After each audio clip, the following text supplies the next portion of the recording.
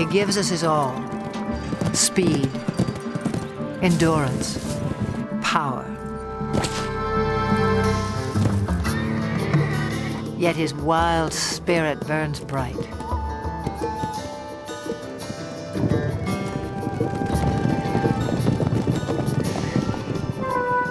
Spark of ancient myth, pride of king and conqueror. He was the backbone of civilization. History was forged to the beat of his hooves.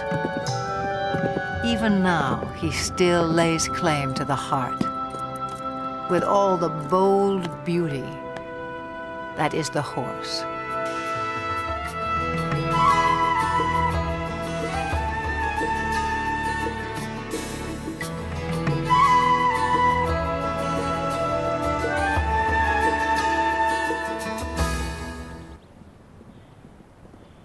Summer sets off fireworks in the mountains of southern Montana.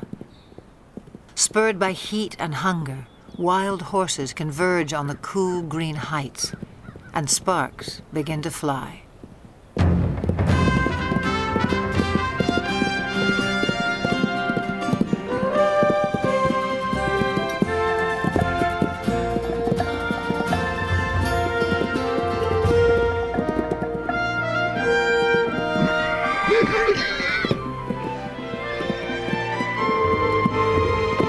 Stallions spar and court young mares in a drama as old as the hills.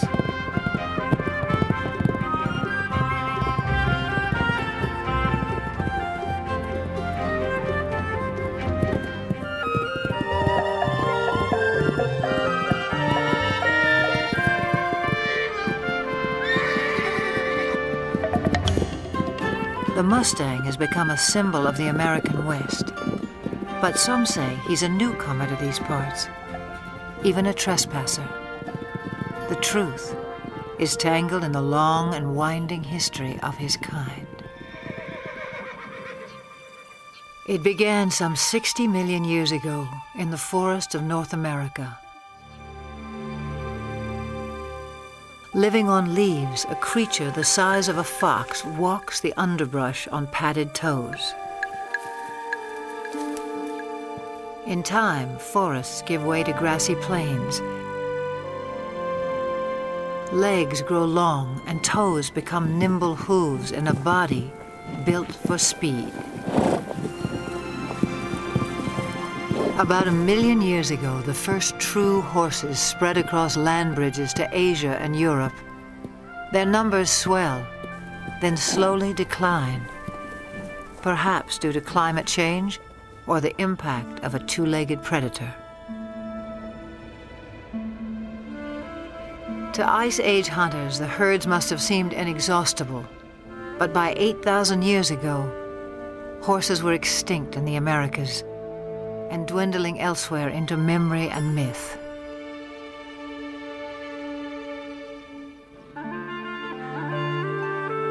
Then somewhere on the steppes of Eurasia, at least 4,000 years ago, the horse inspired someone as more than just a meal.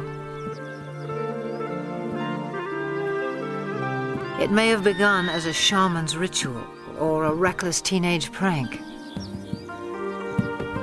But some brave soul took a quantum leap and changed the world forever.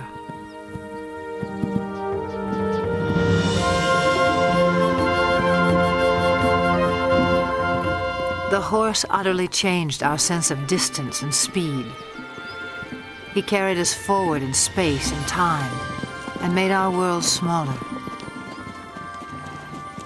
Great equestrian cultures arose and thundered across antiquity. Today, most have vanished, but here on the steppes of Mongolia, little has changed since the time when the horse became a way of life. Nomads still measure their wealth in livestock and move vast herds with the seasons.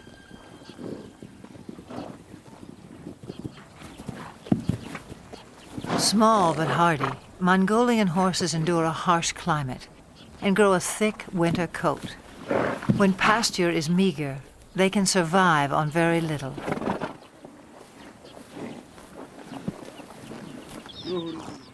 Mongolian nomads also herd sheep, goats, and cows, but horses are their greatest pride.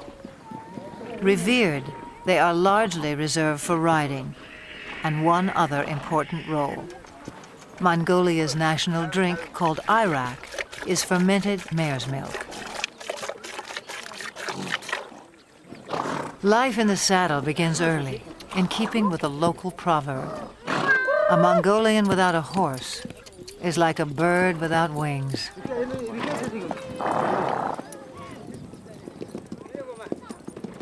In July, thousands of nomads set up camp on the edge of the capital city, Ulaanbaatar. They come to celebrate Naadam, an ancient religious festival. National competitions of traditional sports are held, including 2 days of horse racing. One of the country's top horse breeders, Hang Medic, traveled over a week to take part in what will be his 30th Naadam. From a herd of 400 head, he has brought his 12 fastest horses. Also in tow are his grandchildren. For good reason. Riders must be under 12 to compete at Naadam. Training, however, is no child's play. It's what Hang Medic lives for.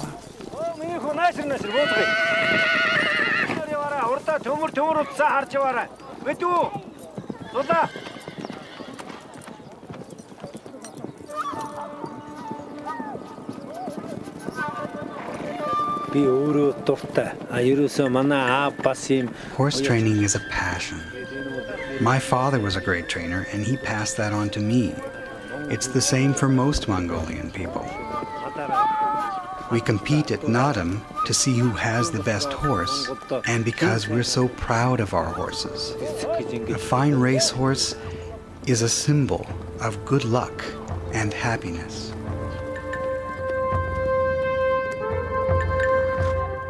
On the day of the first race, preparations begin at dawn. Hats and bright silks will help families spot their little jockeys at a distance. The distinguishing mark of a racehorse is a leather tail wrap, always wound clockwise. Forelocks are also bound. Hang Medic enhances the look with a charm bearing Mongolia's national emblem. He has high hopes for this young stallion. With an offering of mare's milk, Hang Medic's wife invokes the sacred powers of nature to bless horses and riders. A circle of incense purifies. A drop of Irak protects from harm.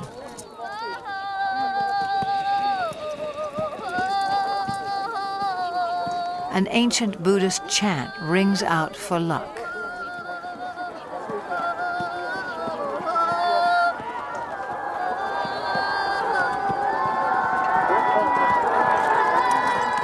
Some 500 riders will compete in the first race. Parents on horseback swell their ranks. By tradition, they circle clockwise at a staging area near the finish line.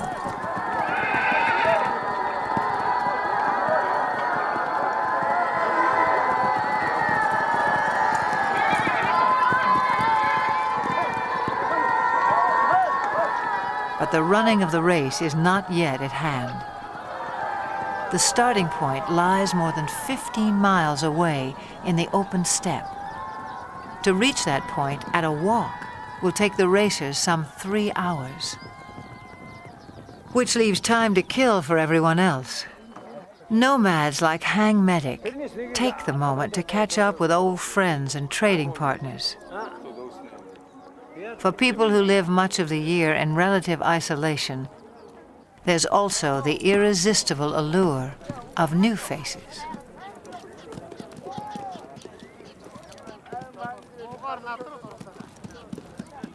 For now, small talk belies the drama that's erupting miles away. As 500 horses reach the starting point, and the race begins.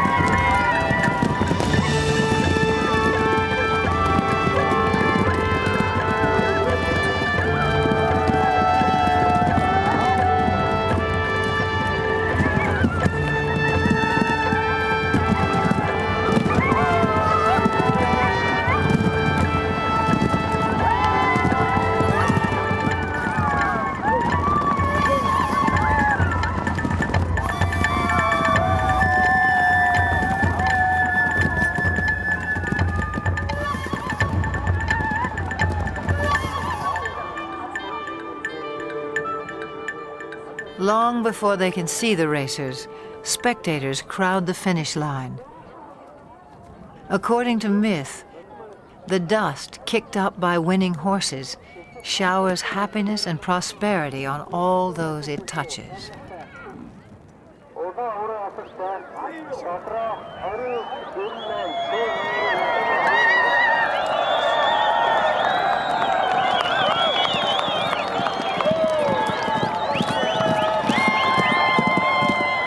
Frontrunners have been galloping for nearly 30 minutes.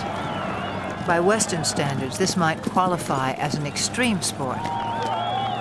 But these are the descendants of Genghis Khan, who forged the largest land empire ever known on horseback.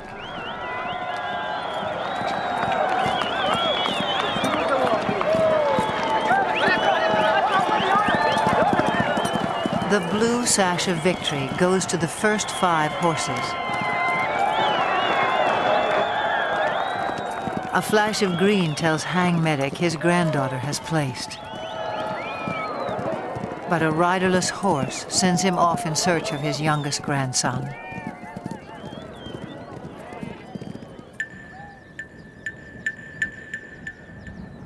After an initial flurry, racers trickle in for another hour.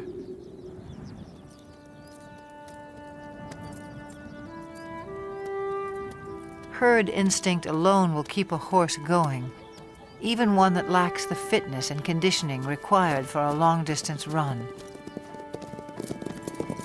For some, the strain is too much.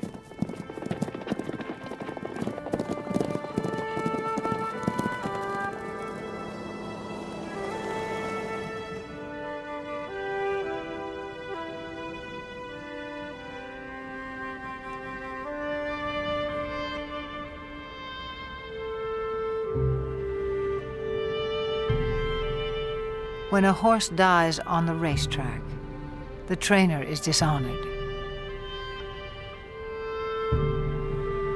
But the child who has lost a beloved pet reaps only heartbreak.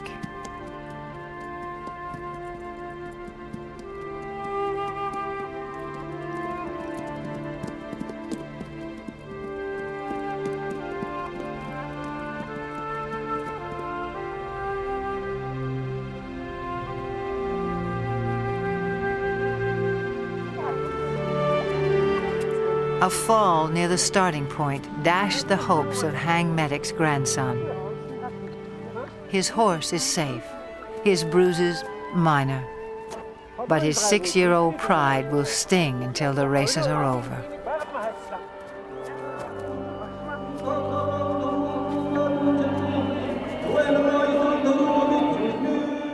Nadam concludes in the National Stadium. with a parade of champions. Hang Medic is twice a winner. His grandchildren take 2 of his horses through their victory laps.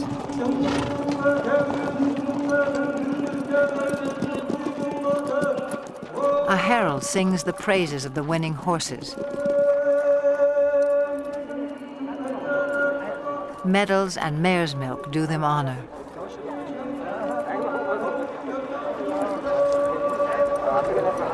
But for each little rider, the highlight is a kiss from the President of Mongolia.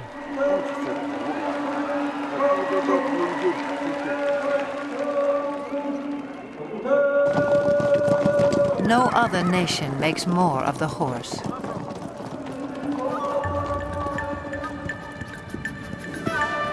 Fiery steed, faithful servant.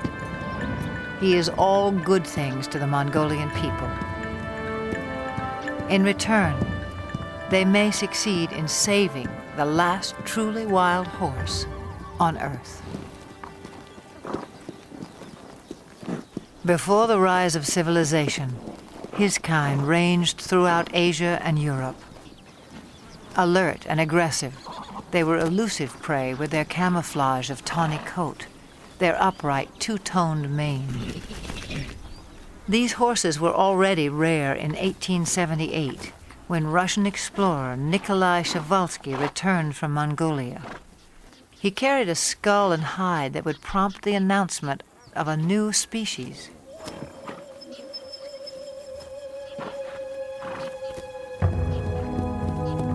In a race for specimens, stallions were slaughtered to subdue mares. Mares were killed to secure foals. Dozens died en route to zoos and animal collectors in the West.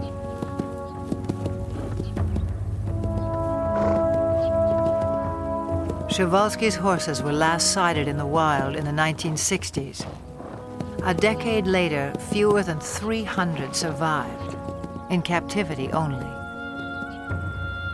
This endangered species was declared extinct in the wild.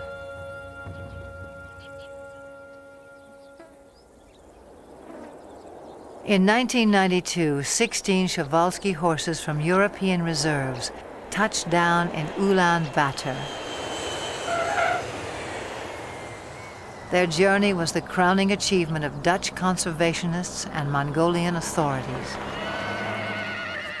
Transports were blessed with mare's milk as the horses arrived at a nature reserve established in their honor. The homecoming delighted local people. Their name for the horses is Taki. The word also means spirit.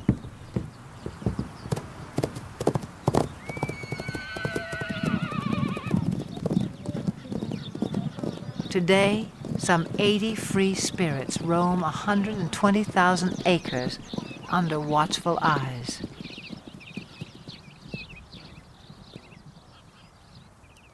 Park rangers closely track the animal's health and behavior.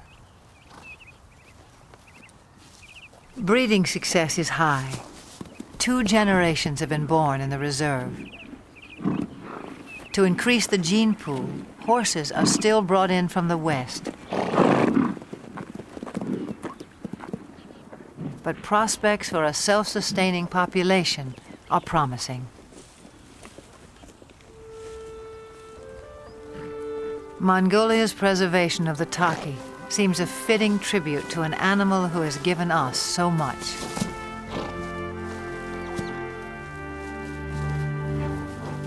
Domesticated, the horse revolutionized our world, but in the process, he was also transformed.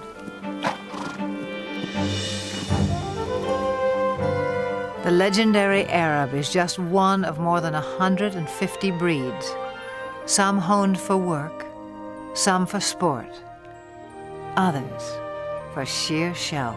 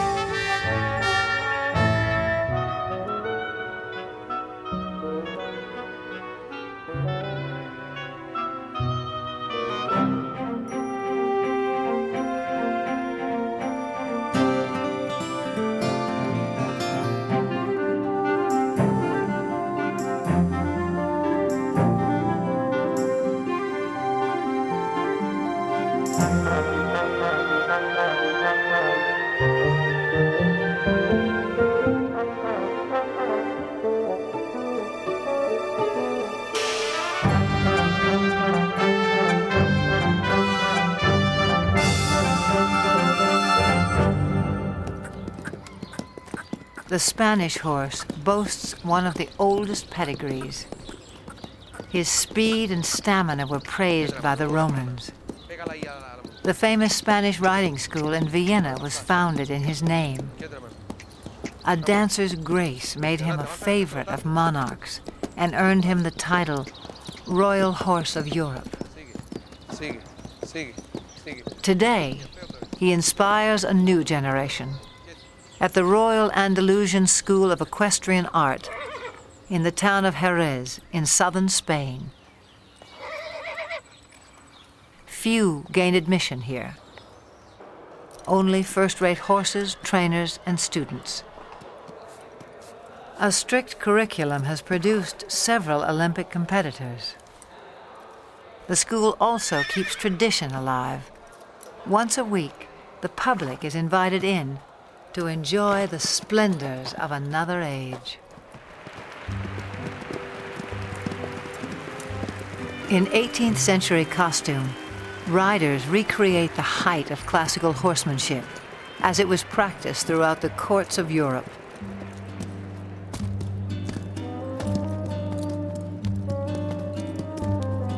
Most spectacular are the airs above the ground.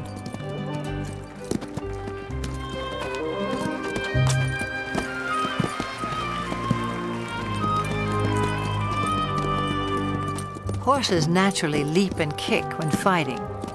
Centuries ago, cavalry mounts were trained to perform these moves in battle.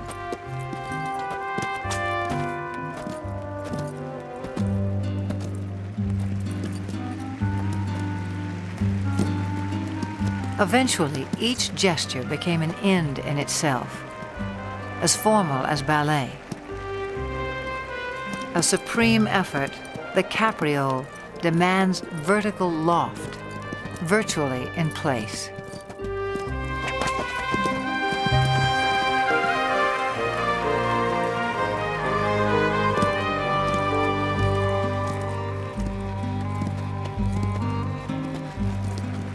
Few can perform this exacting dance with the power and precision of the Spanish horse.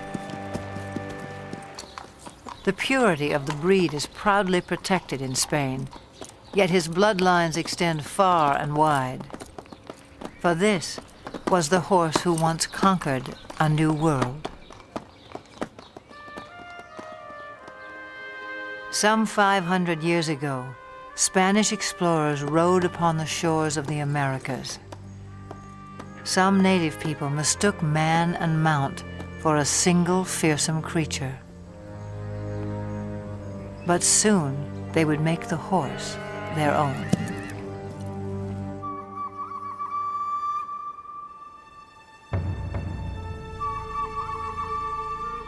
Through stealth and trade, Native Americans embraced the horse. It was said they came to each other like long-lost brothers.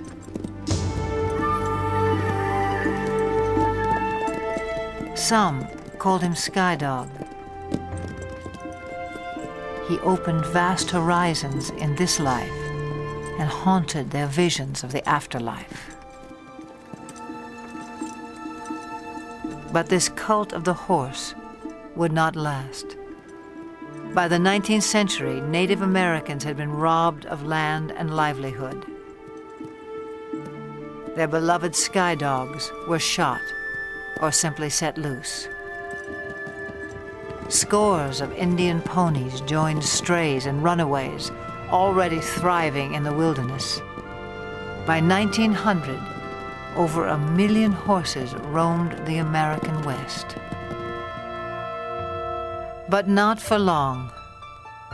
To make way for cattle and sheep, public lands were cleared of animals considered worthless pests. They were slaughtered by the thousands for pet food, fertilizer, and mere sport. In the 1950s, public outcry denounced the abuses. Still, numbers had dropped below 20,000 by 1971, when a federal law was finally passed to protect the wild horse. as a living symbol of the pioneer spirit of the West.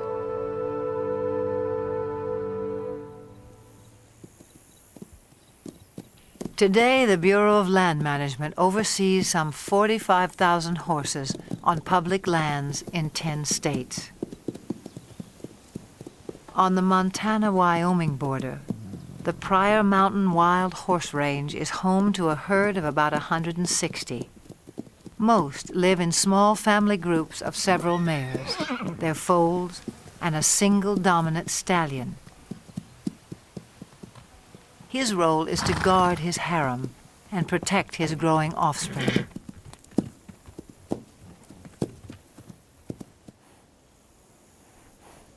This stallion, known as Raven, is one of the most dominant on the range. A heap of fresh droppings called a stud pile alerts him that potential rivals may be in the vicinity.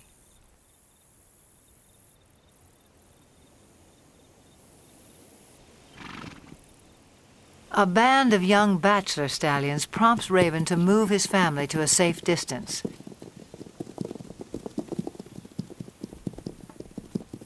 Then he advances on the intruders, and confrontation becomes inevitable.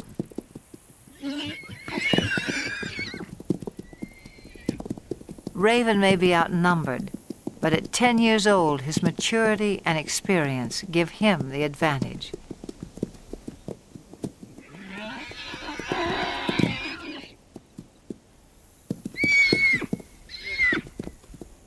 As he enters the fray, his band stays put on the sidelines. Most clashes between stallions are more about asserting rank than inflicting harm, and serious injuries are rare.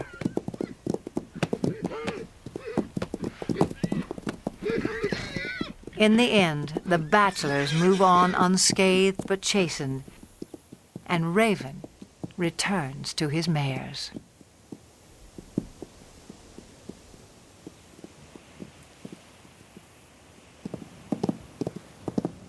Occasionally, even mature stallions form alliances.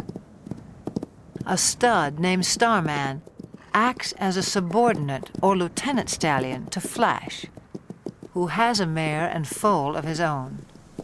Flash tolerates Starman's presence, but allows him no access to his lone mare. In summer, a waterhole fed by melting snowbanks attracts this small band.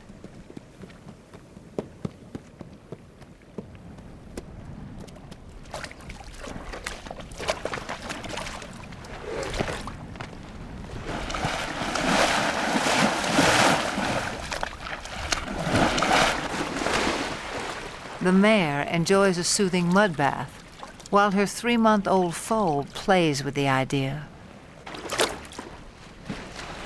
But for now, the water holds no appeal for Flash's lieutenant stallion.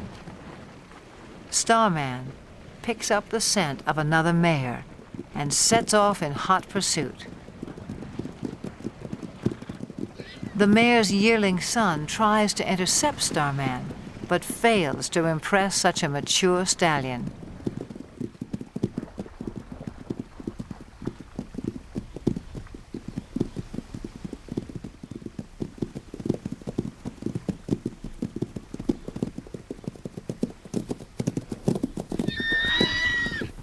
This mare's own stallion must be just out of sight, a boon for Starman. Still, she rejects his advances.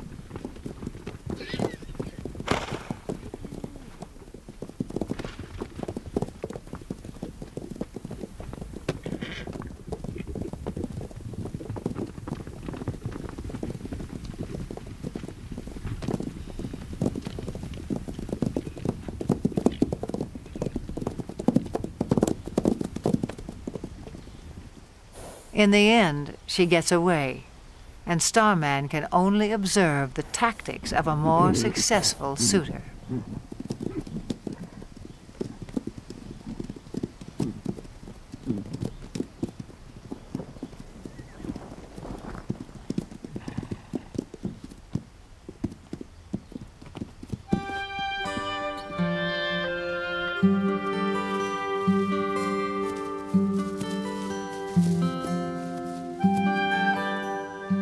times, the Pryor Mountains seem heaven on earth for horses.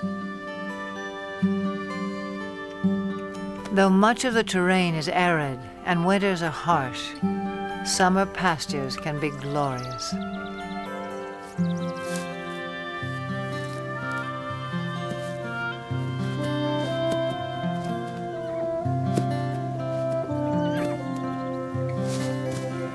The horses have few predators to fear. Most were eliminated by ranching and land development. With high fertility rates, the horses' numbers can increase by 10, even 20% a year. And that means trouble in paradise.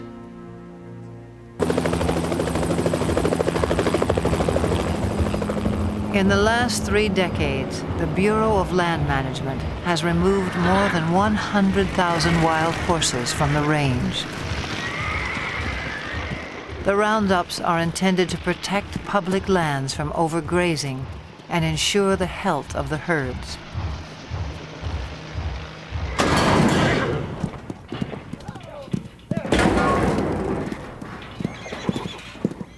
Excess animals are placed in adoption programs, but supply far exceeds public demand. Horses deemed unadoptable live out their days in holding pens. Even now, the fate of America's wild horses remains an open-ended question.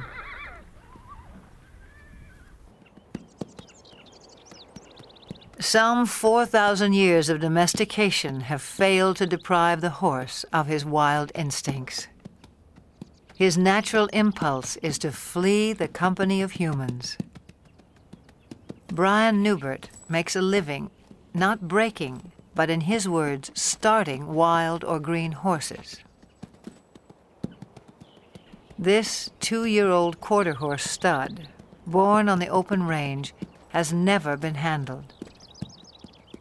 On his ranch in Northern California, Brian is about to make first contact.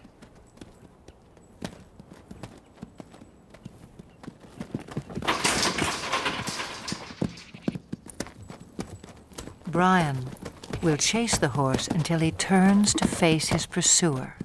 The goal is capture the animal's attention and keep it. I'll ask again. Good. Now let's see if he leaves with his hindquarters or if he leaves with the whole horse. See, here's the first little part is going to happen here in just a second, I think.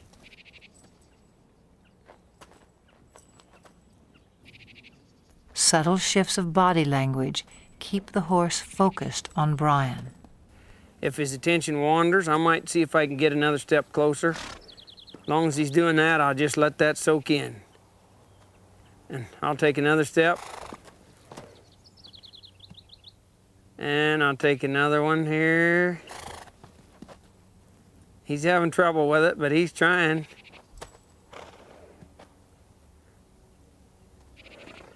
He's gonna have to leave here pretty soon. And I'll try to direct him back. There, he adjusted in the rear quarters. That's what I'm gonna need here.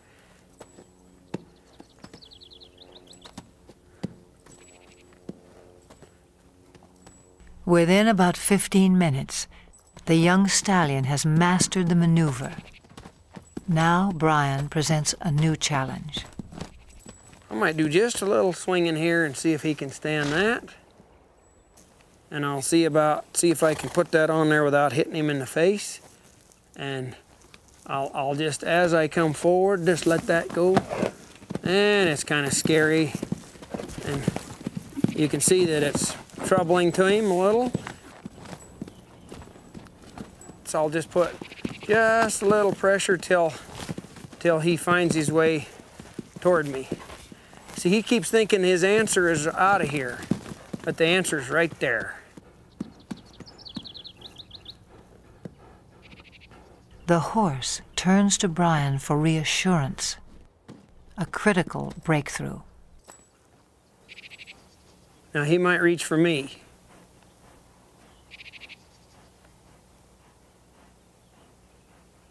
Let's see if... He come in here, I'll see if I can get another half a step without scaring him. See how he's reaching for me? Now here's a spot where you want to watch their ears, because some of them they'll take a run at you. Now I'll just wait here till he reaches. Like that. See him smelling me instead of... There's the first, second time he's ever been touched by a human, or he touched a human, I guess, instead of... Now again, let's see if this head shaking will disappear. I'll just keep a little tension there, and I'll see if he'll reach for me. And pretty soon I'll reach for him, like right there. We sort of met one another. A little bit of touching there.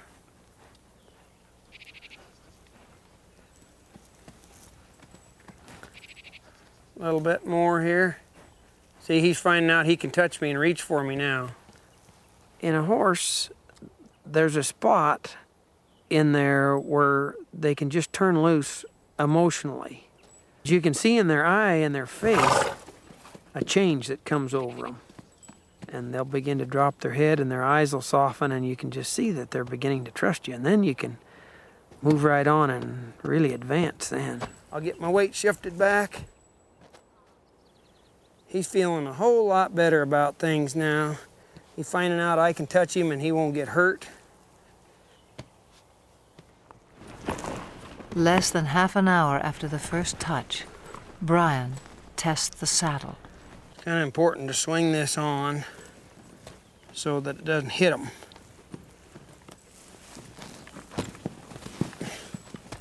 So this grab will gradually just lays right over on their back like that. I don't mind seeing one buck with the saddle, because being a prey animal, that's his responsibility to not let anything stay up there. That's where the predator has the best advantage. If he can get above and stay with them, then he can have himself a meal. Pretty dreamy now, but we'll see what he's like when he feels that saddle on there. I'd rather he test the saddle out before I get on than after I get up there. Now I'm gonna move him off, but ever so softly, if I can. I'm not trying to make him buck.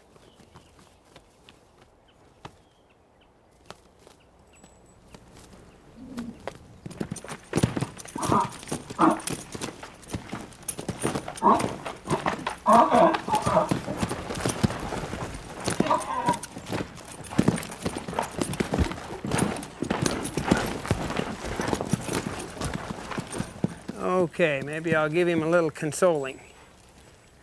Did you get scared, Bolly?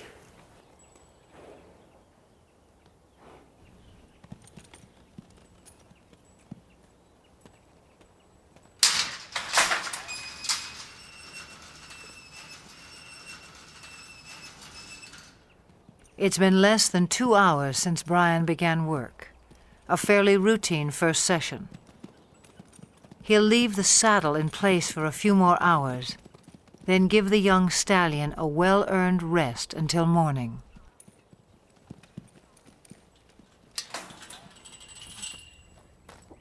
Yesterday's fear gives way to recognition and trust. Today will be another turning point. Social animals feel safest in a group. As a comfort to the young stallion, Brian has corralled several other horses.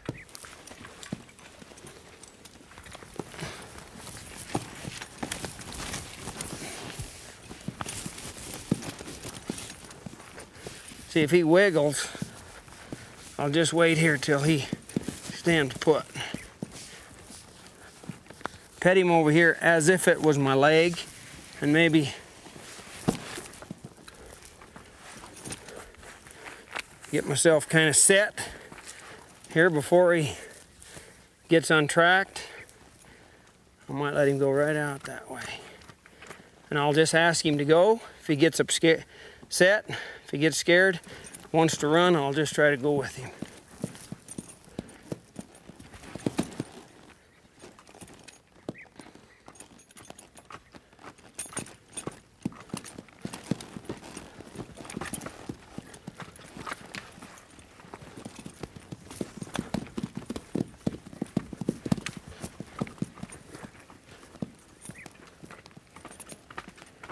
People ask me about this new way of working with horses. As far as I know, it's been around as long as there's been horses and man interacting with one another. I don't know how the first man could ever got on a horse for the first time without having something working for him.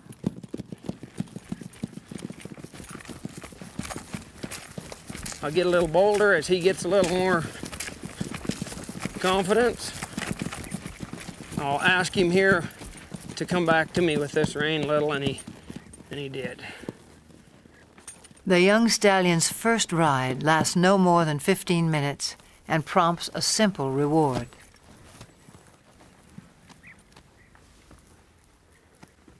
Hey, kid.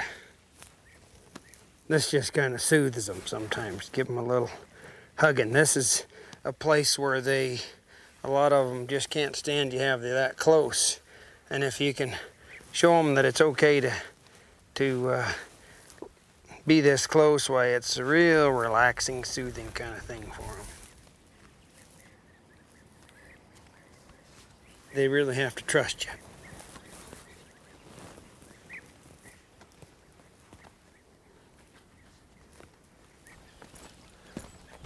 By day 3, it's time to abandon the security of the corral. A whole new life is beginning for the young stallion. He gets so he can trust me a whole lot more today, I see. And Brian is left to ponder an age-old mystery about the nature of horses. I often wondered how in the world would they allow somebody to get up on their back and guide them around. They'll take us miles and miles till they're totally, tired, pull wagons and pack loads and all kinds of things, when actually they could kick us or hurt us or buck us off any time, and yet they'll just work their hearts out for us if it's presented to them in a way that they can understand. Pretty special animal, really. Special indeed. No more than 60 years before the first moon landing, the world was driven by horsepower. Every sector of the economy relied on him. Transport and trade, industry and agriculture. No creature served us better in the building of civilization or its occasional overthrow. For millennia, the war horse prevailed in battle. If not for a horse, would Alexander have been great? Who can imagine Attila the Hun or Napoleon on foot?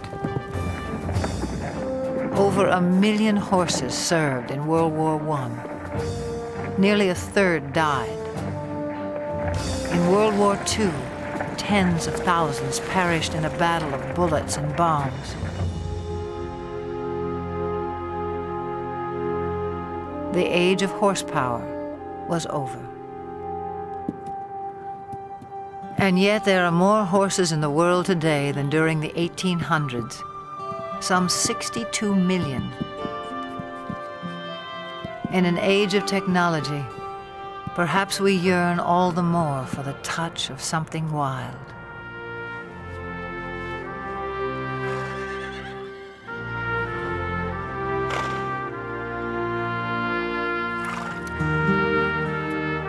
The horse is no longer changing our world, but he can still change lives, one at a time.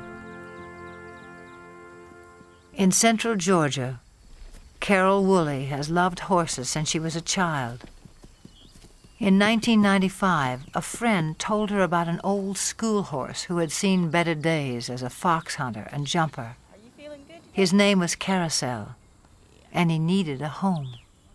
Carousel was in his mid to late 20s, a little lame, about 100 pounds overweight.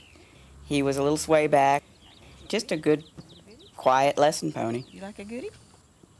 Carol took good care of him. Local children rode him. Soon, Carousel was a favorite. In 1996, 2 weeks after the Summer Olympic Games, the Paralympics came to Atlanta. Some 3,500 athletes attended. For the first time, equestrian events were included. 16 nations sent teams. It was up to event organizers to provide horses for 62 athletes with a wide range of disabilities.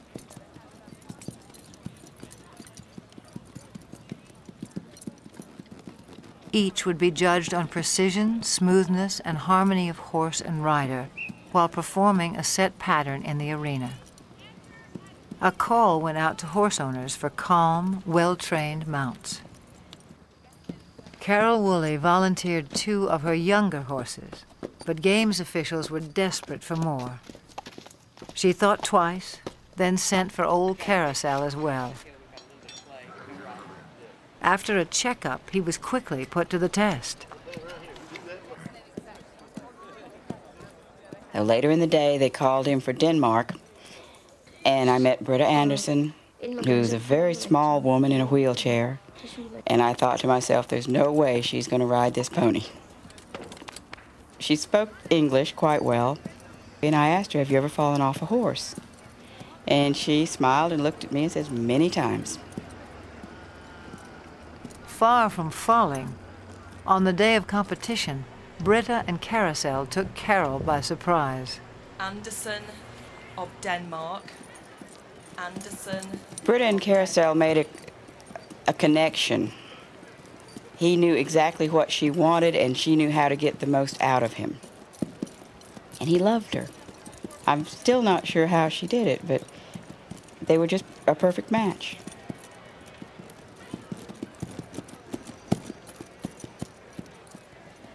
The judges agreed. The pair took first place in their division and received the highest score of all the competitors.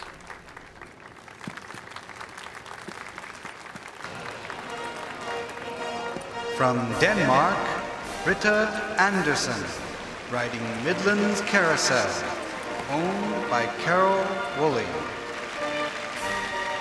When they won the gold medal, it was this little pony and a horse trainer from nowhere, and a world-class rider. And the thought that they actually won that gold and they earned it, it was probably one of the high points of my life.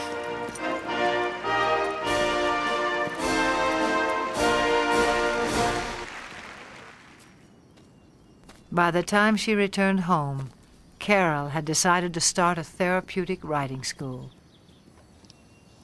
Would it be easier to face the other direction to get off? I think so.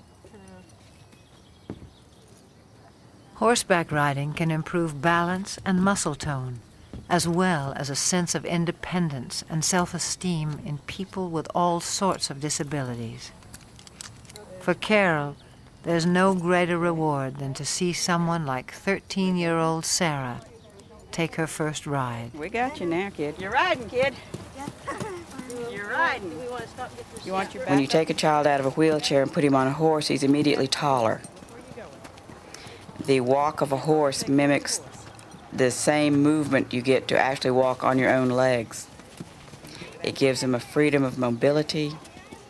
It gives them control over something that they may have never known before. They can control where they're going.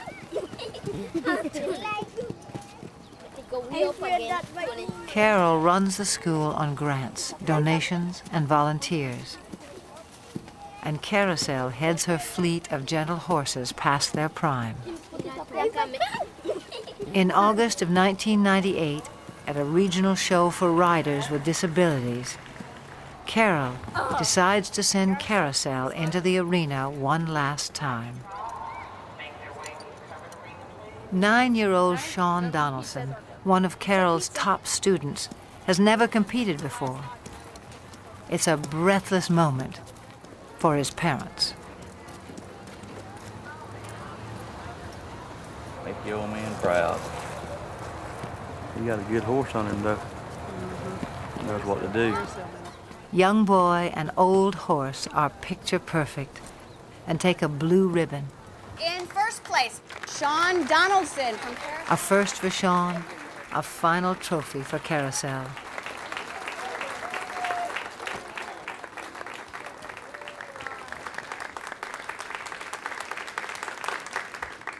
The competition concludes with a ceremony. As a symbol of retirement, Carol removes the saddle from a little horse of unknown breeding who has meant so much to so many.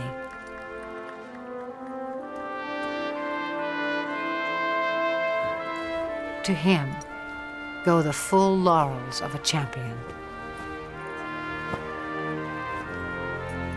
He was quite calm and stood through everything. He halfway, I think, understood that we were doing an honor to him.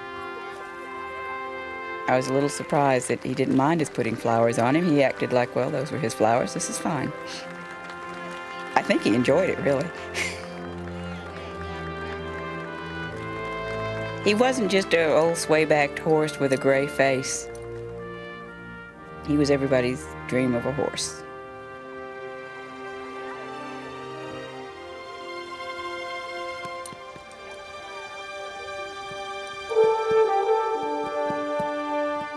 He's served everyone that's ever owned him, every place he's been.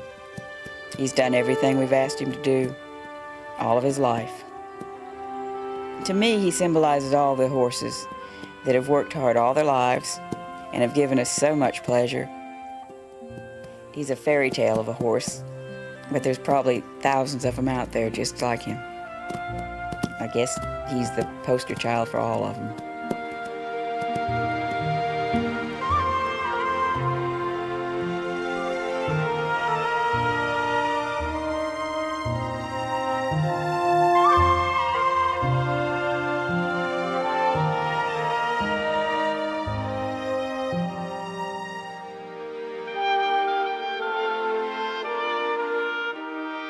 For all they have done for us, for all that they are, may they always have green pastures, each and every one.